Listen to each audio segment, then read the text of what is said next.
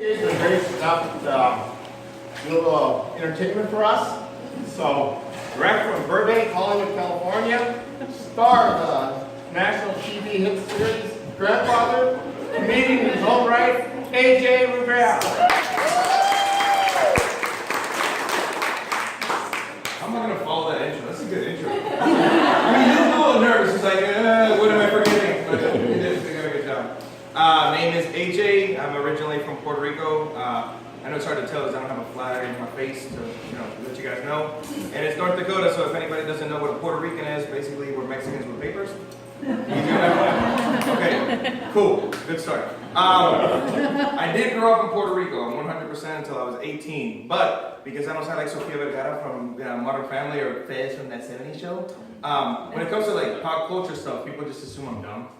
Like for example, we're having a conversation with my friend about the Karate Kid. He's like, "You've never seen the Karate Kid?" And I was like, "Nope. I saw El Señor Karate. Wax sí, wax no." And funny thing is, even in the Spanish version of the Karate Kid, they gave Mr. Miyagi an Asian accent. Like, if you see the Spanish version of the Karate Kid, this is what it sounds like. Mr. Miyagi sounds like this. "Daniel-san, karate es muy importante." You're like, no, this is wrong. What is happening? And if you don't know Spanish, Mr. Karate, El Señor Karate translates to Mr. Karate. So the whole time I'm watching the movie, I'm rooting for Mr. Miyagi. I'm like, because I'm not rooting for the kid. I'm like, what's the grown-up? I'm like, oh, Mr. Karate. That's what I was rooting for the entire time. I was just, everybody was, no, you're wrong. No, we're rooting for the kid. Fair enough. I am Alicia's husband. We met in almost 10 years, almost our 10-year anniversary next year. People usually, even in California, when they see me with her, they're just like, "Oh my God, she must have really wanted to piss off her parents." Like, I don't know how to, usually, like, it's either that or like, "Oh, she needed a green card." They think she's Russian. That's usually the way it works.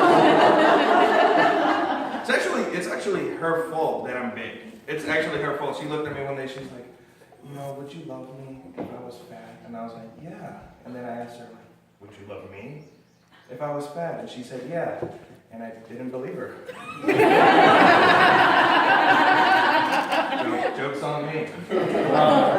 I do love the Midwest. I lived in Iowa and Minnesota for about 5 years. I do, like, it's crazy to me how polite people are here in the Midwest. Like, even the slight racism that I get is polite. It's in a loving way. It's never like, "I hate you for being brown." It's always like I was working at a gas station and I had the initials AJ.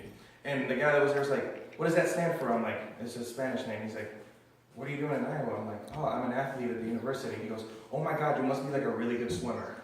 I was like, "Oh yeah." It's okay, I thought it was funny. I started laughing like, "That's great."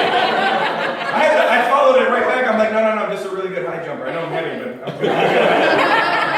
Wrong fence, but we got it. It's so good.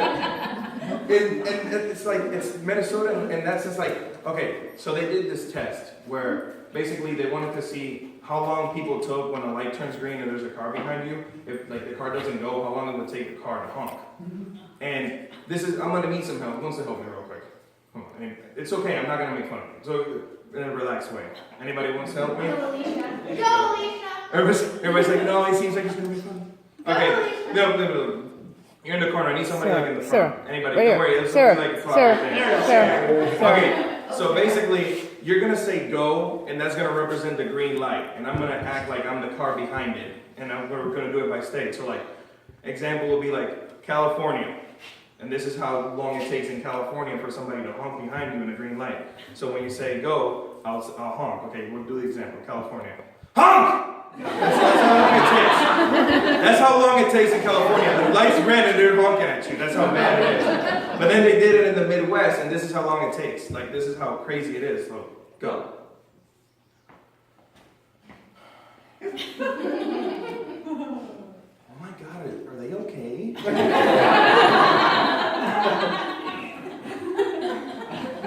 Hello, are you okay? You need to make a call? We can go to my house. We'll give you some hot dish. Make you a casserole. Yeah, Minnesota people the Midwest people are really, really nice. And I thought it'd be funny. I started doing some research about North Dakota. I was like, I just want to make sure that I don't mess anything up and get shot. And the only brown person here, and I didn't want to get scared. So we did some research on North Dakota, and basically we came up, you know how Jeff Foxworthy does the "you might be a redneck"? He does this thing where you might be a redneck if. Where I basically try to come up with a couple of those for the Midwest. Like, you might be from the Midwest if. So let me see how accurate I am with this. Okay. Hopefully I don't get this wrong. Okay. If you take hockey season and harvest into consideration when you're planning a wedding, you might be from the Midwest. If you know the difference between a red and a green tractor and get mad in arguments about that, you might be from the Midwest. If you think curling is a sport. Oh! Yeah, okay. You guys laughed at all the Puerto Rican jokes. You're with me now. This is how it works. You can't back out now. That's the word. You're with me now. Where are the eggs? You would be the one that would say that. I know that. The whole time. Okay, get back to curling. Okay, let me see what else is very Midwest. So if you know the phrase knee high by 4th of July, you're from the Midwest. Where's some of the other ones? I forgot my paper. I had them all written down. If you had an older sibling that made you lick a pole in the middle of winter. You made what? Fair enough. If you ever taken a girl out on a date on a tractor? You might be. Who's it? Nobody here? You guys are good people. I'm waiting for like everybody to point at the one person like he did that. Like, no, nobody here did it. You guys are nice. Alright, I mean, you guys want me, you can tell an embarrassing story that happened to me on the Midwest and we can close with that. Sure. Okay, so before the man I love of my life, I was living in Iowa, I was 18, and I thought I met the love of my life then. I was having, I was hurting my stomach whenever I went to the bathroom, so they sent me to the hospital. And in the hospital, I saw this doctor, this very young doctor, and I was like, she's the one. I was 18, hormones through the roof. I thought she was the one. I was just, And we go to this exam room, and in the exam room, she walks in, and behind him comes your typical Midwestern huge dude. Late 50s, like corn-fed dude, 6'4", this big guy, burly guy. But he doesn't say anything, he just sits back in the corner while she's doing all the tests. And I thought she was beautiful, but I didn't know, I was like, I don't know when to actually make a move, started asking her out or anything. So I just started asking her out in the middle of the test. The embarrassing part comes in when, like, throughout the whole test, I've been hinting at we should go out and this, and that. And the whole time I'm looking at the guy in the back who's getting madder and madder. He's just like, oh my dear God, this dude just keeps asking her out. And then she's like, I'm gonna need you to drop your pants. And I was like, oh crap, now it's gonna get awkward. So I was like, well, there's not a better time to actually ask her. So I dropped my pants and said, first of all, the thing that I said that was, I thought I was being funny because I thought I was a comedian back then, but apparently it wasn't funny. I dropped my pants and said, pop goes the weasel. Apparently that's not funny. And when I said that, the guy in the back was like, okay, I've had enough of this. And he came in, like walked in, poked me right in this, like in the side, in the the place that hurt. I dropped him and I was like, oh my God. And then I was like, dude, you need to relax. And I was about to say that to the doctor, and I realized that his name tag was the exact same name tag as the other doctor. I was like, oh no, I've been hitting on this man's wife the entire time. So I asked him, I'm like, you guys aren't married, aren't you?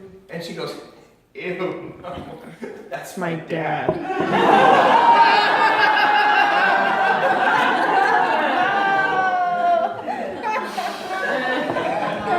I stayed quiet the entire time. I'm like, I'm gonna be straight as an arrow. I'm not gonna say anything. I wanna get out of here as soon as possible. So we're walking, I thought it was clear. I'm like, we're about to leave. I thought it was clear. And the doc just like puts his hand on my shoulder and stops me and goes, look, we're almost 100% sure that you have endocrinitis. It's only a couple pills, but just to be safe, we're gonna give you a prostate exam. I looked at her, I'm like, she's gonna give me a prostate exam, right? And he just went.